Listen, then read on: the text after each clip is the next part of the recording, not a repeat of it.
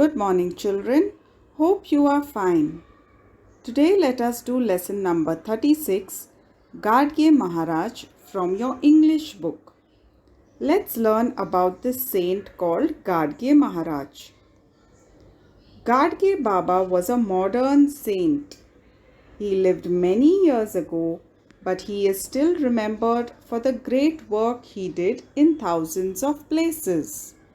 So Gadge Maharaj, whom was fondly called Gadge Baba, was a saint who lived many years ago. But even today, because of his work and his kindness, people remember him. What did he look like? Let's see how Gadge Baba used to look like. Silver hair, brown eyes, fair skin, big, tall and stout body. So this was how he looked like. Big, tall, stout means slightly fat, and he was fair skinned. Now what were his clothes? He wrapped a lungi around the waist and wore a torn but clean shirt. So as you can see, he wore a lungi around his waist, and on his upper body he wore a clean shirt, but it was slightly torn at places. Torn means small holes in the shirt. A cloth shoe adorned one foot, while the other foot was many times bare. Adorned means was worn on. So on one foot he used to wear a shoe made of cloth, but the other foot was bare. Bare means without any shoe.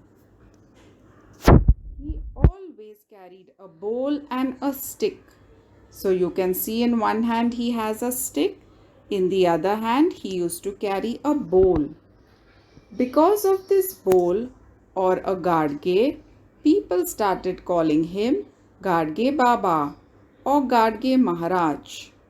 His real name was Debuji Zingraji Janorkar.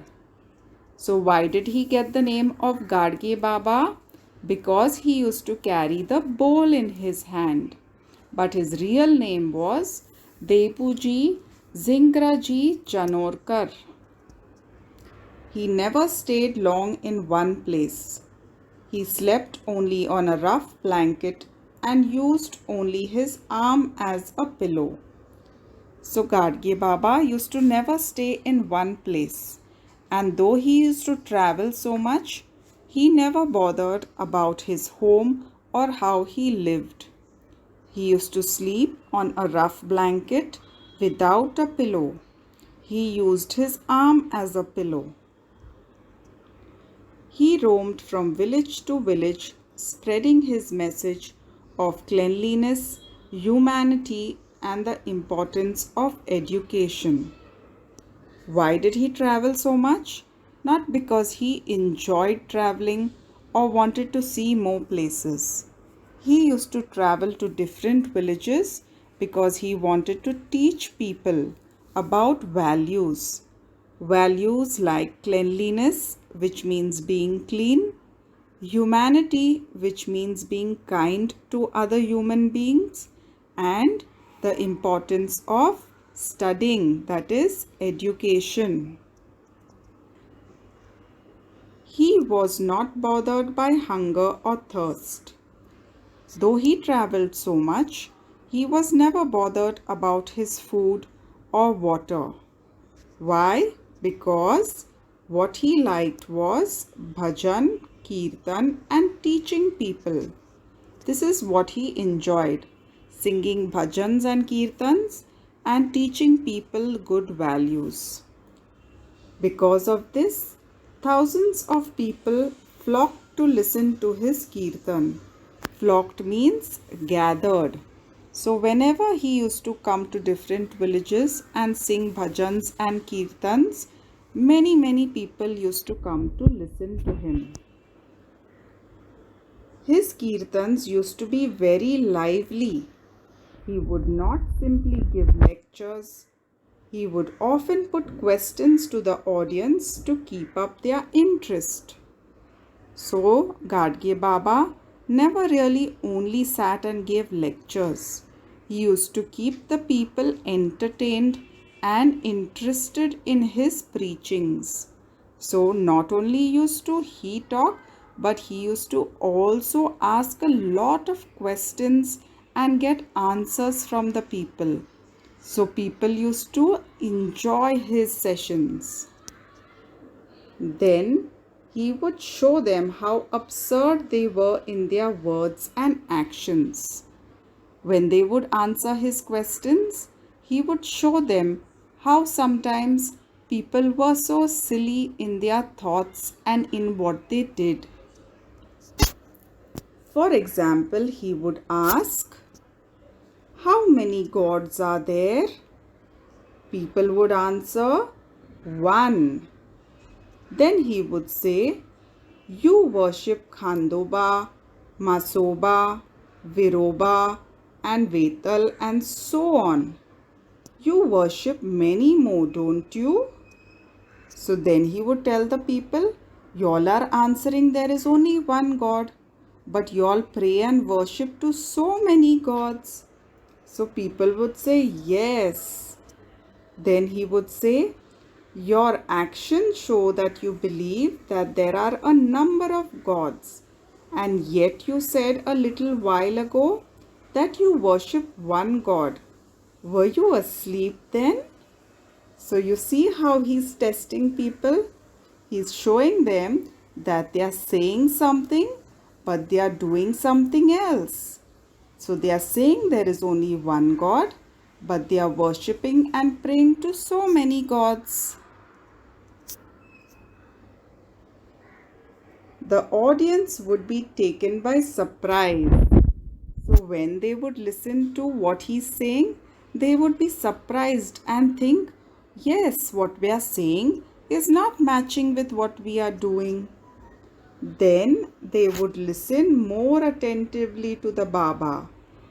Baba would say, "You offer things to God in return for his favor, don't you?"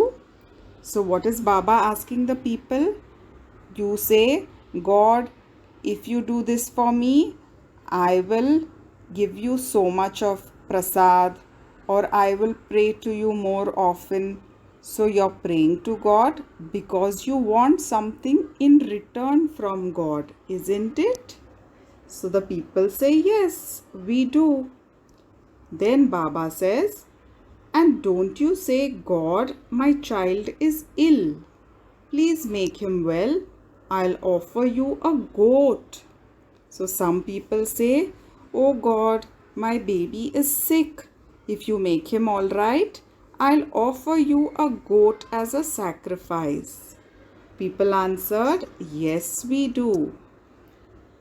Then Baba said, "And don't you say that if God lets go the two-legged child, you will offer him in return a four-legged animal." So again you're making an exchange offer with God. You're asking God, "God, if you let go the two-legged child, you will give him a four-legged animal." So again, an exchange of a sacrifice. People said, "Yes, we do." So Baba asked them, "Why? Can God who created this world be so cruel? Can he be so greedy? And can he be bribed?" So he asked the people, "Why are you all doing this? Is God so greedy that he'll give you something because he wants something in return? And is he so cruel that he likes to kill animals? And can you bribe God?" Bribe means, can you give him something and then tell him, "Do this for me"? Then they realize, no, God is not like this. So then Baba makes them understand. Do you think killing and eating one of God's creatures will please him? Will he bless you for that? So what does he make them understand? That God is not cruel or greedy, and God only made all the creatures, whether they are humans or animals. So will God be happy when you are killing an animal as a sacrifice for God? No, he will be hurt that you are killing his creation. Then the audience would realize how wrong their thinking was. They would promise to be more thoughtful. So, in this way, children, Baba would make the people realize their mistake and make them understand that what they are doing is not right. After the kirtan, people flocked to touch Gadge Baba's feet, but he wouldn't allow anyone to do that. He didn't like people touching his feet. So, because he was a saint and he taught people so many good things, just like we touch our parents' feet and our elders' feet, people also used to come to touch Gadge Baba's feet with respect. But Gadge Baba didn't like people touching his feet and he would not allow them to do so. As soon as the kirtan was over, he sped away. Sped away means as soon as his kirtan was over, before people would come to pay him respect, he used to run away, leaving the crowds far behind.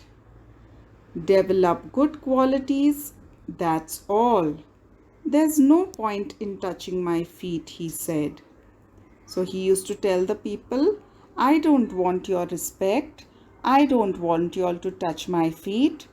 All I want you all to do is listen to what I'm telling you all and do good things and develop good habits. Baba followed one rule to the end of his life. Wherever he went, be it a village, town, or small settlement, he asked for sturdy brooms, spades, and pans. Then he would sweep and clean the whole area. So, he was into cleanliness and he wanted people also to be clean. So, wherever he went, he would ask for good brooms, spades, and pans to remove the dirt from that area. He himself would start sweeping and cleaning. Soon other people joined him, but he did not wait for that to happen. He started sweeping and cleaning the place himself. And if any bystander tried to bow to Baba while he was busy in this work, that person would get a smack of the broom on the back. So, he used to never wait for other people to come to help him to clean. He used to always do his work and clean the area. And if when he's cleaning, anyone would come to try to give him respect or talk to him, then that person would get one hit with the broom on his back. You don't do any of this work yourself, and when somebody else tries to do it, you put yourself in the way. Move aside. See how nice and welcoming this village looks when it is clean. So what would he tell these people who are not doing the cleaning but coming to pay respect? He used to tell them, you're not doing this work by yourself. And when someone is trying to clean and make your village nice, you're trying to come in the middle of it. So now move aside and let me keep your village clean and nice. If you visit a holy place in Maharashtra like Pandharpur or Nasik or Dehu or Alandi, you will see the work Gadge Baba did in these places. He himself worked hard, asked for help and built free boarding places, ghats on the rivers and water sprouts. So whenever you go to holy places in Maharashtra like Pandharpur, Nasik, Dehu or Alandi, you will see the work done by Gadge Baba. You can see that he built many free places where people can stay, those who don't have houses. He built ghats on the rivers and water spouts for people to get water. For the poor, helpless, disabled, and the needy, he started places that offered food free of cost. He built schools, colleges, and hostels for children. He saw God in the poor and miserable people. Serving these people was his way of serving God.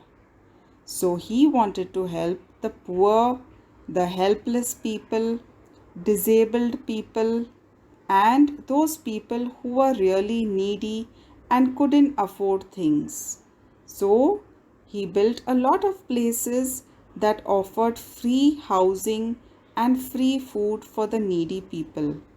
And for their children, he built schools, colleges, and hostels where they could stay and study.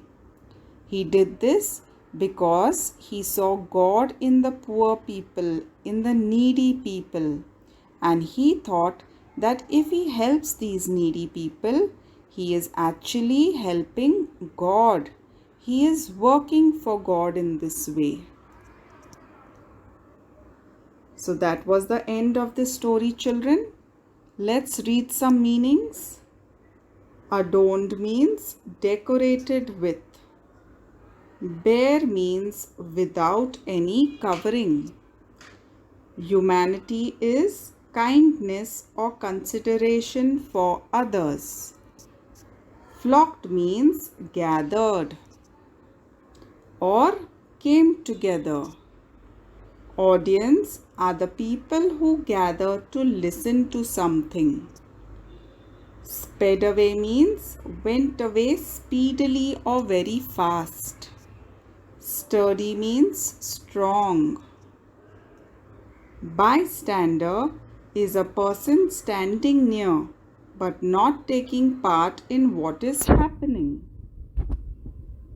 So that was the all in today's lesson, children. Hope you enjoyed this lesson and hope you learned the values that Gadge Baba tried to teach people. That's all, children. Thank you and have a nice day.